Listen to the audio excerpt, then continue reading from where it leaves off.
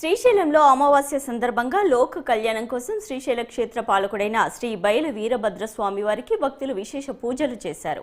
అయితే భక్తులు కూడా పరోక్ష సేవగా అర్చనను జరిపించుకునే అవకాశం కల్పించారు అధికారులు. దీంతో ఆన్లైన్ ద్వారా 27 మంది భక్తులు ఈ విశేష పూజలను నిర్వహించుకున్నారు. ఈ పూజా కార్యక్రమంలో తెలుగు రాష్ట్రాల నుండే కాకుండా కర్ణాటక, మహారాష్ట్ర, తమిళనాడుకు చెందిన భక్తులు కూడా పాల్గొన్నారు. కాగా పూజా కార్యక్రమాలలో ఆలయ ఈవో ఆజాద్ దంపతులు కూడా పాల్గొన్నారు.